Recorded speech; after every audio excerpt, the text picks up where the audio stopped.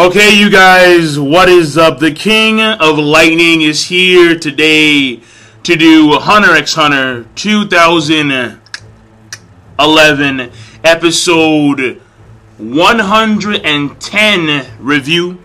Once again, that is 110 of Hunter x Hunter.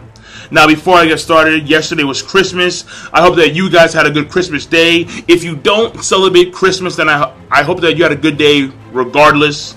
Me, I had a good day, surprisingly a good day, because I thought that was going to be a very meh day. But regardless, it is what it is, and we move on. This week's episode of Hunter x Hunter. Now the group is going in. And mainly, the episode comprised of exposition. Most of the exposition occurred on the Chimera Ant side, on the King side, where in which it was the King talking to P2. It was the King realizing that he is a nameless king in a borrowed castle, and his servants and his subjects are these mindless sheep. So he's realizing that he's going to be bored as all hell if he stays here any longer. He's just bored out of his mind, and he wants to do something. He wants to find his purpose in life. He wants to strive for greater goals. So at this point in time, he's not too happy. And I think the thing that bothers him the most is the fact that he doesn't know what his name is. And that's what Poof actually makes. He's actually along that line when it comes to the reason as to why the king is upset. Because the king, Meruem, he's been on edge. He hit Yuppie, and he was yelling at P2 because the N was irritating him. So he's been on edge the entire time, and Poof makes the deduction, or he's along the lines, he's assuming that it's because of the fact that the king doesn't know what his name is. Because the king seemed to be he really wanted to know. And that's why he gathered all three of them, so they could discuss about what his name is. And the thing here is that even though I like what Poof said at that point in time, the king, Meruem, knowing his name is still a really big deal for him personally. It is. And he has even gone back and played Komugi, the Gungi player. And she's waiting for him to come back, too. And she's blind, so she doesn't know what he actually looks like. But she has this image of him. And it's completely warped. Not even close. Not even remotely close. But still. Maybe in the inside, he's that way. I don't know.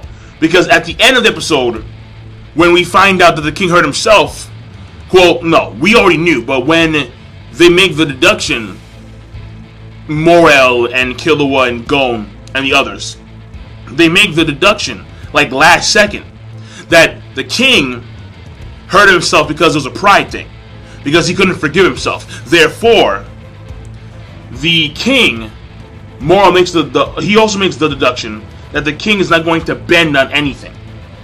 He's not going to bend, and he's going to be more difficult to deal with, as well as the royal guard, because they have like the same. If the king has this mindset, then you're going to assume that the royal guard also have the same mindset. But their primary function, of course, being to protect the king. And what I will say is that it's a very interesting theory that they go on, where in which the king, if anything happens, if anything strange happens, it's gonna be because of a woman. Because of this whole, how the king has to breed in order to make, I think, more Chimera Ants, or like more king. No, the king can't make more kings. Only queens can make kings. So maybe if he can breed with like a woman, he'll make a queen. I don't know. But the thing here that's very fascinating is they make the assumption Morel, Morel, Knuckle, Shoot, Makamaho, Killua. It's like, oh shit. The king is probably fucking Pom. And I'm sitting here, I'm like, yo, that's weird, man. Like how does that happen? Because we know that the queens, they consume people when they breed. they consume people, they get their or they consume living things, and like they get their DNA, and like they make chimera, they make other chimera, they make other chimeras, chimera ants. So, do the kings do the same thing? Like, do the kings consume people in order to breed, or do they just like, do it the old-fashioned way, the in and out, the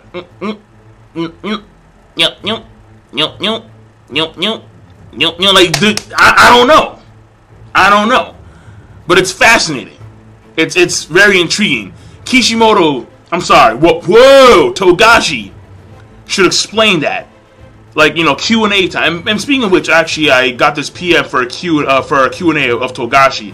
And he says something about Kurapika, about how, like, Kurapika and the Phantom Troop, at the end of the series, they're all gonna die. And I was like, whoa. I mean, I got a PM about that. I'll post a link somewhere if I can find it. I'll post it in the description box down below. I don't know what day it occurred on, this Q&A, because I forget. It may have been like a while ago, but it's fascinating where Togashi actually says in that Q&A. If it's actually real or not, I don't know. The authenticity, I'm not too sure. But he says in that Q&A that Kurapika and the Phantom Troop are all going to die. And I was like, bro. Okay. Either way. Then the episode comprises of dialogue from Wolfen. And Wolfen, he's like one of the last few relevant like squadron leaders in the entire Chimera Ant army, I suppose. And his purpose is to be the king of the shadows, the king from behind the scenes. And he wants to control everything from behind the scenes. Kind of like the way Beezef was with Diego. And he's doing this by manipulating Beezef and trying to win over the favor of the Royal Guard members, particularly Poof, because Poof is actually more intelligent. And Poof, I think, would actually be more... Well, it can go either way, but Poof, I would assume, would be a lot more grateful for any deeds that are done to benefit the king. So, I mean, that's what Wolfen is assuming, and I assume that he's actually correct about that too. But either way, we move on. The thing here is that he actually gets word from peons. And the peons inform him of this bloodstain in the area. And he goes about the entire process of finding out where Nove was. How Nove spent some time in the stair area, and then how he went outside, and then his scent disappears. And then he got information from Leo that the person can teleport. But he doesn't know why the person was actually there underneath the stairs. And then he talks to Yuppie, because Yuppie, he's on watch over the stairs. And that's like a really big thing.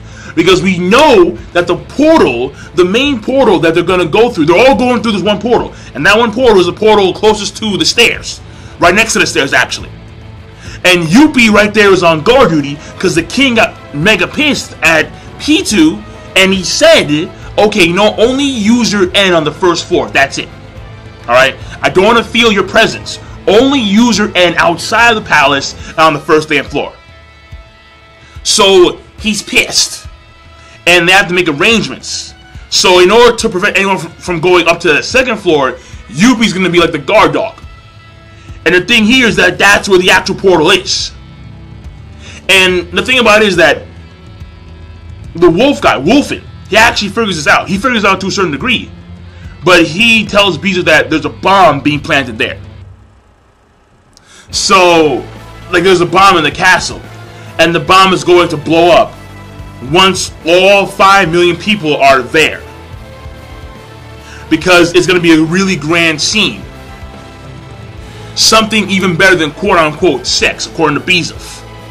So, the thing here is that not only does Wolfen have an idea of what's going on, but also Yuppie is in the spot where the people, where the main group are gonna pop out of nowhere from.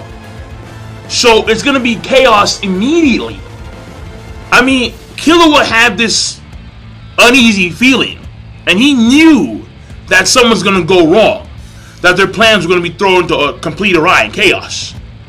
And Yuppie being at the actual stairs, just chilling, is a complete wrench in the plan. All their plans are fucked. Immediately. Because Yuppie, he ain't leaving.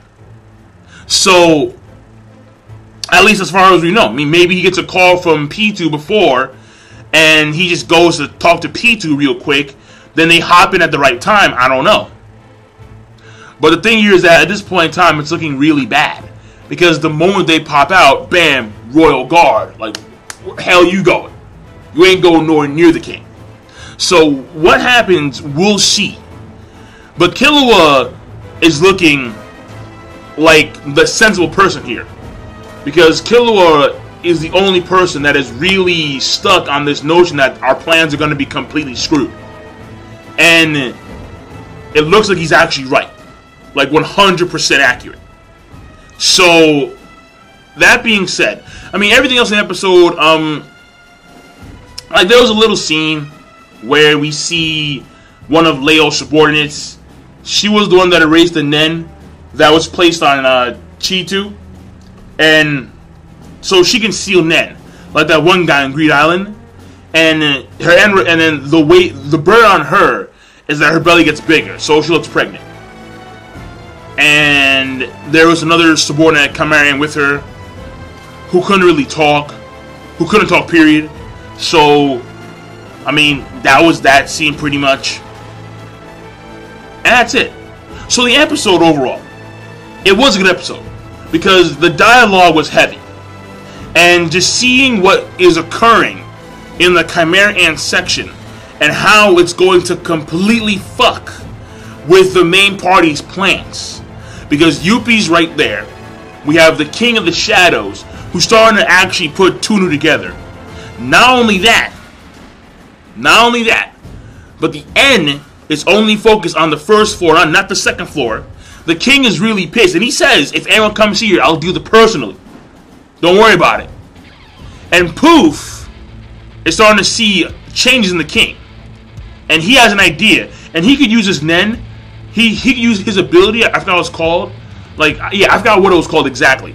But he could use his ability to try and, like, deduce what's going on with the king. But he dared not to, because it's going to affect him a lot. Because the guy is very emotional. He's very emotional. So if he finds out that he was right about the king, and now the king is changing, he's going to start breaking down in tears on the spot. So, and he dare not venture that way. And Nova, he's still not taking part, because Nova is still on watch duty, alright? But now they're going, and next episode is going to be one hell of an episode, because you see the trailer, you see the preview at the end of the episode of this week. Whoa. You see, Netero got a friend. And you can see who the friend is, and you're like, bro, like, what? So, yeah, Netero, see, that in of itself is a monkey wrench. Netero not communicating with his boys is a monkey wrench. So, I'm done. King Lightning. Be sure to, of course, rate the video, comment, and subscribe as always. And I will see you guys later. I'll put the link to the Q&A that I got via PM in the description box down below. And I'm signing out. Peace. Have a nice day. Oh, wait. Fuck. I'm not done. Episode rating is good. The animation was on point. It was well paced. And the character development mainly goes towards Wolfen. And then there's a little for Yuppie.